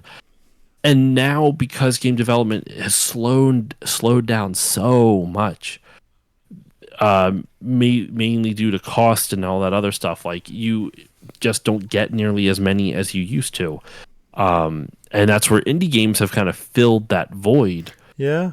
But like I don't know, man, it just I think that era was just magical because there was a lot of new IPs, there was a lot of good franchises, and a lot of those good franchises. It wasn't just one game per console generation, it was like 3.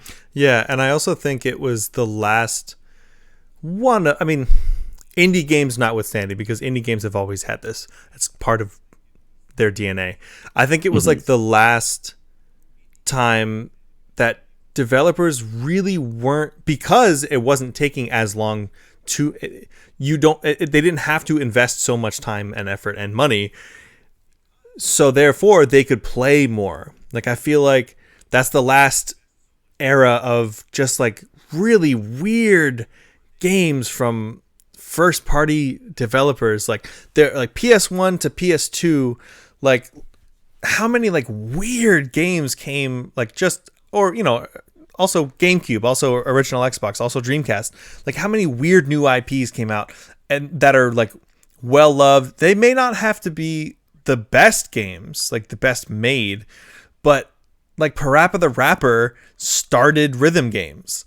Like, and it's just weird. It's a weird Katamari Damacy, like, or Damashi.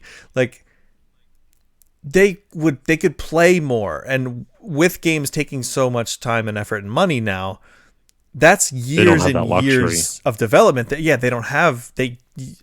You kind of can't make games like that anymore. And not to be the old guy who's saying I don't make games like they used to. They don't. They really don't. And it's not even saying that games are bad now. It's just that they can't afford to be experimental anymore. Yeah. I would say the closest we've seen to that in recent memory is with the Switch. And the reason I say that is look at what Square Enix did on the Switch, where they had their big AAA games that came out during this time, right? They had, Final Fantasy 16, Final Fantasy 7 Remake, both, remake and integrate, and then Rebirth or whatever it is. Yeah. Reborn, whatever. I haven't played Rebirth yet. I don't know if that came out on the PS4, but I know it came out. No, it's PS5 only. It's PS5 only. Okay. Yeah. So I do, because I have a copy of it. I just haven't touched it yet. In any case, I need to get it. You have like their big games that were like, this is a lot of fucking money we're spending, all that stuff. But then you have Octopath Traveler. But then you have Octopath Traveler, you have Triangle Strategy, you have your HD2, you have Live Alive. They did a HD 2D remake of Live Alive, the Super Nintendo RPG. They did Harvestella, which I think they published. I don't know if they developed it. I'm going to double check on that one. Hold on. Square Enix games on the Switch. Just Octopath Traveler 1 and 2, Fantasian Neo Dimension, which is from the Final Fantasy people. They did Tactics Ogre Reborn. Did they publish Nier Automata? They did. I forgot that's on the Switch now. I didn't even know did they develop Nier Automata? Platinum developed it. They just published it. Square Enix games. Square Enix. Let me change it to developed. So like internal to their Yeah, because there's a lot of like they published, I think, Just Cause 4, so it's like that's not a Square Enix game, but they had the publishing rights to it. They did a port of Final Fantasy Crystal Chronicles. Can I like also then sort? Hold on, let me sort then by. So I did it originally. Wait, hold it. Let me switch it. Yeah, I think. Okay, cool. Yeah, so I can sort on Wikipedia if I sort by developer, and then sort by system. That's very handy. Okay, so if I look at Square Enix developed for the Switch, right? Mm-hmm. Romancing Saga port, The Last Remnant port or remake, Dragon Quest X, which was an MMO, Final Fantasy VII, they ported over, Dragon Quest Builders, Romancing Saga, Final Fantasy. There's a lot of like. It was also not Square. Holy shit! Square Enix just did a lot for the Switch. 7 remake is coming to Switch 2. That's different. Saga Emerald Beyond, the Saga Collection, a lot of Romancing Saga stuff. Did they not develop freaking hold on. Octopath Traveler was developed by Acquire. Okay. I did not know that. Interesting. Okay, so I guess I should focus more on like what they published to the system more than anything, like because just because they didn't develop it didn't mean they didn't like. I think it's just what they were willing to take a chance on is what the point I'm trying to make. Yeah, like, and the Switch was made for that. Exactly. Not just Square Enix, but Nintendo's always left that door open for people to be like, you want to have fun on our system? Here's some kind of weird Bravely Default. Well, it's coming out on the Switch too. Dragon Quest, lots of Dragon Quest, Final Fantasy Theater Rhythm, Crisis Core Reunion, Tactics Reborn, the Dio Field Chronicle, Harvest Stella, excuse me, Various Day Life. I've never even heard of this. I haven't heard of most of these. Did it come out in North America? It did. Is a role-playing game developed by Doki Doki Grooveworks, published by Square Enix. Games development was led by key staff developing Bravely Default and Octopath Traveler games. It was released on iOS exclusively on Apple Arcade and in 2019 on the Nintendo Switch. I've never even fucking heard of this, but it's got like the same kind of text font that you see with like Octopath Traveler and like kind of like that Times New that serifed font or whatever it is. The unbranded, branded. Like yeah, it's not rated very highly. It's very middling score, 6 out of 10, 7.4 out of 10. But shit like this, like they took risks on a whole bunch of stuff during the Switch era, like smaller scale projects, whether it was publishing or otherwise. And man, like I'm so happy they did that. And I think that's the closest I've seen the Switch allowed stuff like that, because it was so much lower cost to develop for. And I was talking about this on another podcast. One thing I'm lamenting and wishing things would change is that we have another handheld come back. Because I think having that ecosystem is really vital. I don't know if it's actually financially smart to do that. Like, I don't know if it would sell well. This is just me saying I wish it would come back. I have no idea if it would sell well, but like, what was cool about like this the DS and the 3DS and the Vita and the PSP is that they had like fun experimental games that you can only do on the handheld because of the form factor. Like Tearaway on the Vita is phenomenal. Yeah. The touchscreen stuff with the Switch and the DS and 3DS, I genuinely think is a brilliant idea. And I like they changed the form factor and they encourage different types of ways to play. And you can be experimental with shit like that. The only other system that I see that's doing that, have you ever heard of a Playdate? No. Okay, let me. I don't know if you can bring it up on screen or whatnot, but it's from a company called Panic. I think it's called Panic. By Panic Inc. It's a little. It's a little yellow handheld with a hand crank on the side. What? And it's the art, the graphics are 1-bit, meaning it's just black and just white pixels. So there's like nothing in between. Game & Watch. Yes, but like you can actually do full. And it's not like an LCD screen. It's like a full like really nice, like, or not an LCD. You know what I'm talking about with like the like Tiger Electronic handhelds. You know what I mean? Oh Where yeah, like it yeah. has the like it's not like that. You can actually have like animation and stuff like that. Oh, It's not cool. preset images. Um, Parallax brings up a good point.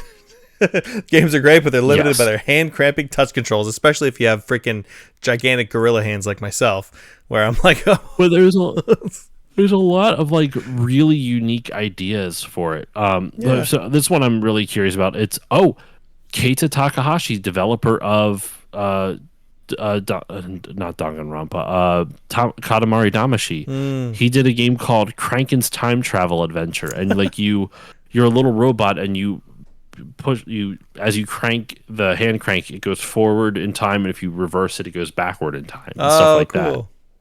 Like, and so you can rewind and I don't know exactly how it plays, mind you, but It's like an analog braid. kind of, yeah. Amazing So, soundtrack in Damashi. Yeah, totally. Na na na na na na na na na na katamari damashi. so yeah, Mr. but like Mosquito? that's a little handheld that like I would really love to get my hands on. It's $230 for it. Whoa. It's really well made. I don't have money for it. Otherwise, I would totally do it. But yeah. So anyway, I would love to see more of this type of innovation again, and like lower stakes. Like I want games to be made to be shorter, smaller, made cheaper by people who get paid more. Yes, especially that last By part. smaller teams, by people who get paid more. Yeah. And I want them. I honestly wouldn't even hate if they're slightly more expensive because of that. Like I don't have an issue with a game being $70, considering it's been the market price for 2 decades, right? Like that's crazy that price has stayed consistent for 2 decades. Right. I'm always brought back to Satoru Iwata-san, may he rest in peace, how he took major pay cuts to pay the team to continue developing for the Wii U. The Switch. Or the Switch, yeah. Or else we would like... Because the Wii U was flopping. The Wii U was flopping, so he didn't want to lose the team, and he took a pay cut for himself, so that way they wouldn't have to lay anybody off. Right, so that the Wii U team could continue, and then that's how we got the Switch.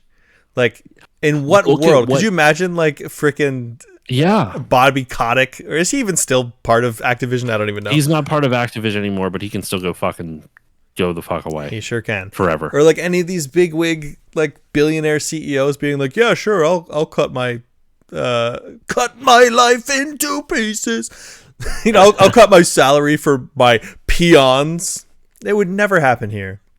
Ever. And it's infuriating, man. It really is. And you can see the fruits of that sacrifice though pay off, because the Switch was they could break PS2's record. There is potential that the Switch could break the PS2 sales record. I thought they hadn't they? No. So they did originally, but what happened was, so they have 154 they've sold 154 million as of now. Sorry, no. Wait, where are you? Sorry. 152 million. The the PS2 was at originally 155 million.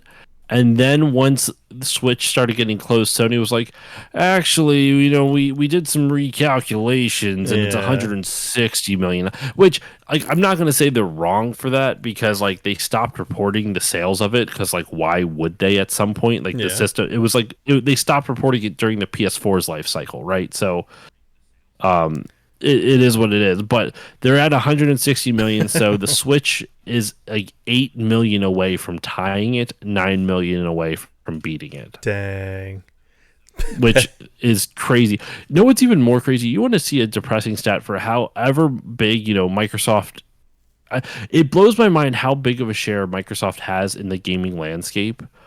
Because if you look at the top selling consoles of all time, right? Let's even take out everything prior to the Xbox launch, right? The original Xbox launch, because then you can't really. It's not fair for them to compete with the PS1 because they weren't out yet. Sure. You know what I mean? PS1 though is 1, 2, 3, 4, 5 is the sixth best-selling console of all time at 102.49 million. What's crazy is the top five all came out after the Xbox, the original Xbox. PS2 number one, Nintendo DS Family number two at 154, Nintendo Switch at three with 152. I apologize. Actually, I got it wrong. The fourth place would be Game Boy, but I'm going to take that out. That's not really fair to, Xbox. PS4 at 117 million. Then the Wii at 101 million. Then the PS3 at 87.4 million, and finally the Xbox 360 at 84 million. Like all of those systems that came out after the original Xbox launch sold more than than any Xbox system. And then even with the Xbox 360, when you go down, right? Game Boy Advance is after the 360 with 81. PSP is at 80 million. PS5 is at 77.7. The 3DS is at 75. Then you have the Xbox One at approximately 58 million, and the Series X is even worse. Yeah. I'd be curious to see what those numbers look like, not including Japan, because Japan is the one country where they just hate the Xbox. Yeah, and that's really. But it's just wild to me how much of a market share it takes up in like at least in terms of the discourse. I guess because like Game Pass is so popular. But yeah. Point of order, that 480p Piranha camera is Hori, not Nintendo. Did I bring up a Piranha camera? No. Parallax was talking about payoff in Bowser's Box for them to sell a 480p camera in Fortnite skin for fuck them. Okay, I see where I was confused. Yeah, no, and it's funny. Nintendo, I feel like, is doing a bit of a heel turn with the Switch too. Like I do think they're taking too much advantage of the good grace they had in the public for the Switch. And listen, I know prices were going to go up, but like honestly, what's weird to me, at least surprising to me, is I'm less mad about the console price and even the game price. I'm more mad about the accessory prices. Yeah. Let me see what. I'm not as mad as everyone else, but I'm mad about all of it. I'm a little bit mad about all of it. But it's mostly like, how much of this has to do with tariffs? How much of this has to do with corporate greed that Nintendo, yes, does have, but are probably the least greedy of the main. We were just talking about Iwata cutting his. I don't know. Like you said, Doug Bowser's probably not going to cut his own salary for his team, but I don't. So, God. Well, so real quick, I was going to say a Joy-Con 2. If you want to get the new set of Joy-Cons for the Switch 2, it's $95. Absurd. It's $80 just for regular Joy-Cons. And they added a $15 markup for it. It's crazy. Yeah. Game cycle hubris, but usually like with the PS3 or Xbox One, it blows up in the face. It's probably going to blow up a little bit, not as much as the Switch has a lot of goodwill, so I don't think it's going to blow up as much as others, but we'll see. Yeah, and they have some room. They're not in danger. People are still going to buy it like crazy. Yeah. I'm trying to see. Okay. Yeah, so Joy-Con 2 straps just for a set of the thread straps is $15. Jeez. Like it's $55 for the camera, $85 for the Switch 2 Pro controller. That's just crazy to me. That's wild. Like, as much as I literally glaze the shit out of the DualSense controller, those are what, $80? Yeah. That is absurd for a controller. That is absurd for a controller. As cool as it is, that's way too much. Bonkers. Thing is going to fly off. I could see it. I think it's going to fly off the shelves too. I can't. It's too rich for my blood. I can't afford it right now. Yeah. My only hope is we move to Japan and I can get it for like $300. Well, the 300 buck One River is also the Japanese only one, so you Yeah. can't read in any English. Yeah. So I don't know. I I want Nintendo to do well because I genuinely think they are the most creative out of all the game developers, but there is a bit of hubris going on right here. Yeah. So I think what would solve all of this is Sega just comes out with the Dreamcast 2. Sega or comes what out about the Saturn 2? with the Bring back- Oh God. Bring back Nights into Dreams. I want a new Bring Nights back into Nights- Dreams. Nintendo said during a press call, tariffs have nothing to do with the price, and they will raise prices if the tariff. Oh my God, it's only going to get worse. I don't think what's his nuts has already like capitulated to so many different tariff things where he's like, I just spoke to so and so and they've agreed to a great trade deal. There's never fucking trade deal. He just says shit. He threatens tariffs, and then when people call his bluff, he goes, I'm just kidding. We never were going to do that. We were just trolling. Anyway, we can probably wrap up. I'm getting sleepy and sad, and I got to get up stupid early for this stupid ass job. Well, since I know you, the last game I'll share out of my collection that I have been unpacking, Batman Forever. Oh my God, I just played that. I was going to stream it, but I couldn't get OBS couldn't get it to work. I was going to play it when Val Kilmer died. And so I ended up just playing it by myself. And that game's a piece of shit, but I love it. What about Sonic 3D Blast? That game's a piece of shit, and I hate it. What about Mighty Morphin Power Rangers the movie? That game's all right. And What are you talking about? fine. It's great. Wait, is that the? I love this Is game. that the side-scrolling one? It's a beat 'em up. Okay, yeah. Sorry, I was thinking of the one that's like a fighting game. I like the movie one is pretty good. Yeah, I like it quite a bit. I think that's all I really have to really share because the rest of my Game Gear games are like fucking sports games. Sonic the Hedgehog 1 and 2. Yeah. Also, Mid-90s Desert trash. Speed Trap starring Wile E. Coyote and Roadrunner. Oh my God, that's funny. I also have Predator 2 for the Game Gear. Predator 2 for the Game Gear. Some games were just not made to be on the Game Gear. I don't know, or the Game Boy. Like, there's an Oddworld game that I got for the Game Boy because I love Oddworld, and I played it and I hated every second of it. It was awful. There you go. There's the Oh my there's God. Predator 2 for the Game Gear. Predator 2 shit Also- happens. Just because it just makes me laugh, just because the guy's name makes me laugh. I know he was a professional, or I don't know. I'm guessing he's still alive. Fred Couples Golf. Fred Couples? Fred Couples. Okay. Couple of Freds. Couple of Freds just playing golf. I really don't like the Game And Gear. You don't like the Game Gear? No, I don't. What's wrong with you? I think going from 16-bit to 8-bit never felt right for me. You don't feel right for me. I know. It hurts me to say, Luigi, because I'm like one of the biggest Sega shills in the world. Yeah. You'd think that I would love it. Sega poser. I know, I'm a fake Sega fan. Don't like the Game Gear. It's all right. The world's got a shortage of AA batteries because of that thing. That's not true at all. I mean, I just plug it in with the power cable or whatnot instead. I know that's not really practical, but yeah. Right.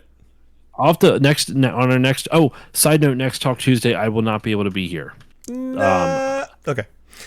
I have a recording session for the Final Fantasy Draft. Oh, yes. Excellent. Are you starting? Yes, Is it just starting?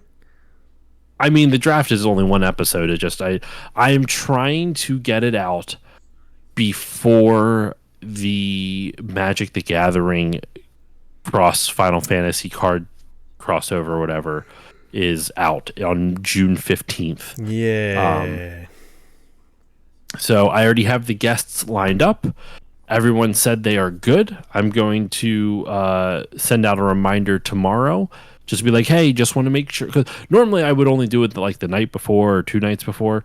But with 4 guests on this thing, like that's a lot to coordinate. And I want to make sure everyone is still on the same page. Yeah. And just because I like normally I wouldn't bother people that much. But like, man, 4 people's a lot. So I was going to say, 4 there's a people's a lot. lot of moving parts there to coordinate. So It's like getting I'm D&D excited together. for that. So it should be fun. Yeah. Yeah. All right, I'll figure something out then. I'll have something. If I don't think I will, but if for some reason I can beat Chrono Trigger by then, I don't think I will. But when I do, whenever that is, it'd be cool to have Drew back on again and be like, all right, I played the game that you wanted me to and I beat it. Now here's my thoughts. You should save it for when we're both back because I would love to chat with you about it too. Ooh. Like have Drew and I on. Yeah. Excellent. Yeah, that would be cool. Very cool. It'll take me some time. I think I'm probably only like halfway through, but It's not a long game. Like Maybe- it's like a 20-hour RPG, yeah, maybe encroaching on maybe 30. 3/4 of the way. No, probably about halfway. And I hear Doom is pretty short too, like 10 hours, 15 hours maybe. Gotta say, not super loving it so much. You are wrong. It's a great game. Okay. Well, No, never mind. I know first-person shooters aren't like you like Halo, but I know you're not like a huge FPS fan, right? I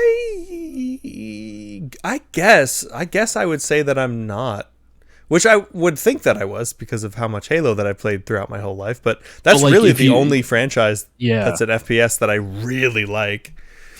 Well, what is it like? I love the racing game Sledstorm, but I don't like racing games. Right. Right. Yeah, So, like you can have that thing where there's like a game from a genre you love, even if you don't love the genre. yeah. Not saying that's true. the case. I don't know what your stance on FPSs are, but yeah. I like them enough. Everything that I've seen from Doom, and I'm sure it'll, and you can maybe confirm this. I'm not super worried about spoilers for Doom because it's not like this is the lore that you have the to story's not the write story's home barely about. there. Yeah, it looked like Halo's the dividing line. Yeah, it looked from everything I saw about it. It seemed more open. Like it seemed more like the arenas were more open, and it seemed like it was brighter. Like it felt like I was just playing a faster version of Doom 3, which is fine, but I wasn't necessarily expecting Doom 3 with tight corridors and so dark you can barely see anything. There's a couple areas that open up from what I remember, but it's been a minute since I've played it. I just really liked Doom 2016. I had a lot of fun with it. I like it enough. I just also I hit a point where I was like, I don't know where to go. I don't know what to do. All my markers are telling me to go in different directions, and I don't know how to get to where they want me to go. It's less linear than I thought it was going to be. And I just hate running around in dark corridors when I can't see anything. But the combat is cool. I love how fluid it is. I love how fast you can go. I'm starting to like get into the groove of, like popping some guys and then wait until they're get the death blow and running up and just like punching their skull until they explode. The chainsaw is badass. Like it's so over the top, which is cool and fun and very arcadey. But I think I just want more open. I just want more like. I hate feeling so cramped in this game. Like I feel use map. I guess there is a map. Yeah, there is a map. I used it a lot. Yeah, I'll probably have to do that and see where it actually wants me to go. I finally got there. It was like a part in the beginning where it was like you have to go to a million different switches to stop the meltdown of the reactor turbine or something. One last thing. I'm sorry. I keep before just to something you might find interesting. So I'm doing an interview tomorrow on the show. Interviewing a dude named Carl Hornell. He's from Sweden. Sweden. I won't do. How rude would that be? Bork, bork, bork. Oh my Start God. doing the Swedish chef too. He'd probably find it funny. No, I don't know. But so he wrote a book called Singularity -12. and I got a review copy of it, read through the whole thing, and it's basically I just because I think you would find it interesting. It's like speculative sci-fi Okay. fiction. Um, it's basically the movie like The Dirty Dozen or kind of like Suicide Squad esque as well, where it's like here's a group of like 6 or 7 misfits, and we're going to send them in on like this death defying mission Yeah, because yeah. they're the only ones with the. It's like that, but the guy who's leading it is a cop who doesn't trust AI, and it's all AI robots. Oh wow. It's like The Dirty Dozen, but with AI, Okay. and it has a lot of interesting. It posits a world like where the AI that we're experiencing right now, what if it continues to evolve, and what will it look like in the future, type of thing. It's surprisingly like this guy's not pro AI. I'll just say that it doesn't come across that way. It's very kind of more like it's optimistic in the sense where like some of the AI does become sentient, but they're not awful, but some does, and it almost creates the singularity. And it really deals with humans trying to what if an AI can be self-aware that it's an AI, is it really sentient? Like what does sentience mean? And it kind of grapples with a lot of that type of stuff. Oof. Detroit Become Human could never. I never played Detroit Become Human. It's an experience. I'm gonna have Polisa play it soon. It's I do know that Quantic Dream has had some problematic issues oh since my then, god. but That's yeah. that's part of why I no longer champion their games, because David Cage is one of the worst human beings. But and he doesn't really know how to write women. But What are you talking about? The white middle-aged guy doesn't know how to write women?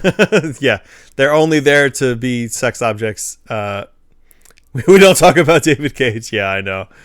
But the Detroit, if nothing else, then the really interesting ways that the different directions it can go based on the smallest choices. Like you can have almost entirely different like set pieces, major set pieces based on the choices that you make. And I always love seeing like, oh, what did you do? How did your go? Did this character survive? What did you do here? Did you figure out the XYZ? Like even between like Heavy Rain and Detroit, like throw him in the pit with Dennis Dyack. I don't know who that is, but I will take your word for it, Luigi. Dennis Dyack is a piece of work. Him and Bobby Kotick can go rot in the pits of hell from whence doom has come. Speaking of, I will take your advice, Luigi, and I'll use the map more. And yeah, so I'll probably keep playing that on Mondays. Tomorrow is a Wildcard Wednesday. Don't know what I'm gonna play. Dennis Dyack is the dude who created the development studio Silicon Knights. They did Eternal Darkness, Sanity's Requiem for the GameCube. Excuse me. They also did the port of Metal Gear Solid: The Twin Snakes on the GameCube. Yes, Yeah, and I like that port. It gets a lot of hate, but I liked it. It just makes and then Metal Gear 1 Dyack look like became, Metal Gear 2. Dyack ended up just becoming a piece of shit, or maybe probably always was. I don't know. I forget all the specifics of it. He expressed some controversial opinions about the roles of the gaming press. I don't know what that means. I wonder if he contributed to Gamergate. Oh my god. Wouldn't be surprised. That's yeah. what I think it is. Yeah. I don't know. Anyway, who could bully the game press? Okay, so he's a piece of shit that way. Okay. Oh god, yeah. But all right, yeah, we should get going. It is 10:30. You have to wake up early. Yeah.